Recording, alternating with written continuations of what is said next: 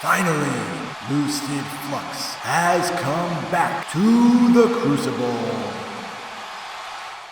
There's a timestamp if you just want to jump directly to the build I'm running in the video, and there's also a link to said build in Destiny Item Manager in the description down below. Okay, my friends, let's have a chat about how the new Voidwalker fares in the Crucible, because it was pretty good before, but holy shit is it really good right now. Like, it's downright dirty. Voidwalker has so many useful tools in its kit, it's kinda scary. And when you consistently leverage these tools along with the rest of your build to the fullest extent, each kill is just that much easier to get. If I had but one piece of advice to give for this video, it would be to never sit on any of the tools in your arsenal. Use each of them every opportunity you can. The new Voidwalker feels like it has literally everything. It has an amazing neutral game due to both strong and fast ability cooldowns, multiple ways to heal, a great movement option with Blink, 2 top tier supers, and when I combined it with my favorite weapons and build, it just sings. But I'm not gonna lie, at first I was a teensy bit nervous about how strong it would be, because while Void 3.0 brought with it a whole bunch of new goodies to play with, 2 core features of the old top and bottom trees were actually either nerfed or removed entirely. The first of these was Chaos Accelerant. It used to increase the damage of our grenades by 25%, but sadly this little feature was quietly removed and grenades no longer get that bonus damage when charged. So instead of my best friend, the Axion bolt, hitting for 125, it only hits for 100. Fine, it's okay. However, charging them still allows them to travel further, as well as spawn additional seekers, which in 6s you definitely still want, as it's going to obliterate groups. And when you take the fragment echo of remnants, they last and follow players for a stupid long time. I've seen people simply stop running away because they thought, no way could that thing still be following me. Oh yes it was, friend, yes it was. So taking Chaos Accelerant is definitely still worth it, for one because the extra fragment we'd gain by taking the other 2 aspects doesn't really help us all that much in the Crucible, and I'll go into the fragments in a little bit. But number 2, we can still get all 3 aspects anyway. The second loss Voidwalker suffered was the ability to consume our grenades to proc devour on demand. With the new aspect you need a void ability kill. But, have no fear, our savior Secant Filaments is here. While this new exotic doesn't provide the bonus damage we lost, by dropping an Empowering Rift we can proc devour on demand like bottom tree could before. And because we don't have to waste our grenade anymore, it's an all-around improvement. And because we get devour from our exotic, this means we get to take advantage of all 3 Voidwalker aspects by also taking Chaos Accelerant and Child of the Old Gods. As soon as we drop that Empowering Rift down, we're instantly healed to full health, gain devour for 10 seconds, gain a chunk of grenade energy, summon our Void Buddy, and while on a rift we deal 20% bonus damage. The cool thing is, if devour falls off and your rift is still up, you can simply leave and re-enter it for another 10 seconds of devour. If you go all in on your rift cooldown, so tier 10 recovery, double utility kickstart, and Child of the Old Gods also refunding rift energy, it means you always have a rift available and you will always have an instant heal ready. And since you'll have high uptime on devour, your grenade regen will be through the roof. That's why I now like running double utility kickstart over bomber, and it also means we don't miss running grenade cooldown reducing exotics like I Have Another World or Controverse hold. So let's talk about Child of the Old Gods, which not only helps us get a rift back faster, it also heals us while it damages and weakens enemies. This thing's actually better in PvP than I thought it would be. It does decent enough damage on its own, 11 per tick, and I killed a lot more players with it than I would have expected. Just like tossing an Axion bolt grenade, it makes a great distraction, making the enemy split their attention. And if you send your Void Buddy as well as a grenade, that's 2 things they're having to deal with, while you're free to engage or move into a better position. Because our Rift will have insane uptime, we'll almost always have a Void Buddy on the field, an Empowering Rift to stand on for that sweet 20% bonus damage, and Devour active. At its core, Voidwalker is simply amazing. But what about Fragments? Well, I was especially excited for the prospect of volatile rounds in PvP, but sadly in the Crucible they last a mere 6 seconds. So while getting them to proc isn't really an issue, there's rarely an opportunity to utilize them. Like, when my grenade took care of the enemy I was up against, or maybe it got them and took their teammate down to half health, My next shot's gonna kill them anyway, kinda making volatile rounds pointless. I'm not saying the scenario for them doesn't exist, but it's so rare I'd rather take a fragment that benefits me more often. So which fragments do I think are worth it? The two obvious picks are Echo of Expulsion and Echo of Remnants. They make our Axion bolts incredibly strong by causing them to track enemies for what feels like forever, as well as allowing all our void ability kills to cause enemies to explode. And when you're tossing 20 or so Axion bolt grenades in a match, it all adds up. The third fragment I've been going back and forth on. I really wanted volatile rounds to work, but I think it's come down to reprisal, dilation, and leeching. While reprisal might not necessarily let you get a third super in a match, it could let me get that first and second one a bit faster. Dilation is nice for the stat bonus, the faster crouch, and enhanced radar, while leeching procs health regen on melee kills. It really depends on the weapons you use, but since I'm a dirty Monarque SMG player, I kinda lean towards dilation as I'm not often surrounded or in melee range to really take advantage of reprisal or leeching.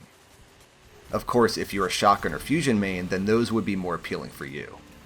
Another option are the two ability regenning fragments, Exchange and Provision, but I think I'd rather have more utility in my kit because our ability regen is already insane. While I was playing, I realized that there were so many combos in the build I'm running. Now, I might be stretching the definition of what a wombo combo is, but for the sake of this argument, I'm going to define it as two things that when combined have a devastating effect.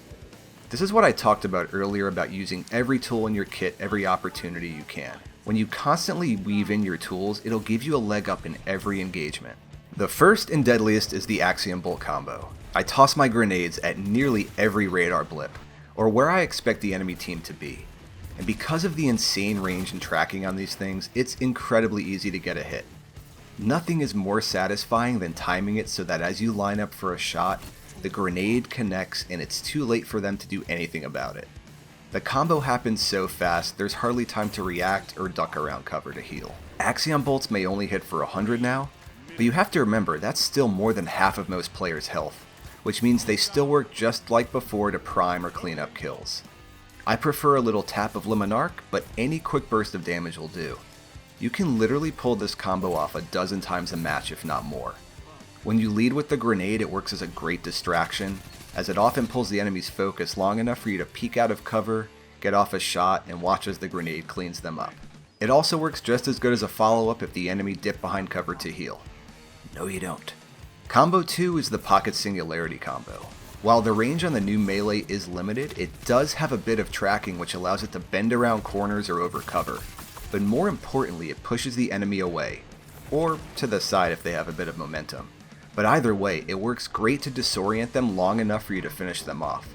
This is how I combat shotgun rushers, and it even gives you a fighting chance against melee supers, as it also debuffs them with volatile. Combo 3 is our lovely Empowering Rift, which when combined with something like Monarque is enough to one-tap to the head. And thanks to Tier 10 recovery, double utility kickstart, and Child of the Old Gods, I have it available for nearly every engagement. Even if you're not a bow user, it still brings your time to kill down on nearly every archetype of weapon, or requires less precision shots, as well as extending your effective range. I always try to drop my rifts around the corner of cover for a quick escape, and really you should be fighting near cover anyway. The next combo is Charge with Light and High Energy Fire. This is a second source of a 20% damage boost for even more one-tap potential. I like to run both Taking Charge and Charge Harvester to maximize my chances to become Charged with Light. So either picking up an Orb of Power or just getting 5 kills and assists will get us 1 charge. With the change to Masterworks, I was dubious about keeping Taking Charge in my build, but I found there is still a bunch of orbs to pick up from both supers as well as players running the new orb mods on their helmet, so I've kept it in for now. Plus, with all the Axion bolts and Void Buddies we're chucking out there, getting enough assists to proc Charge Harvester is easy peasy Monarque squeezy. The last combo is really just something that most builds have and is a practice every player should employ, and it's the Quickswap. This is the answer for close to mid-range when you're getting rushed by a shotgun or fusion player and your melee's down. The burst of damage will outperform trying to get off a second shot, and it's what you often see good players doing by softening you up with a hand cannon shot and then quick swapping to a shotgun for cleanup. This is why having high handling through stats, perks, and mods in the Crucible is a must.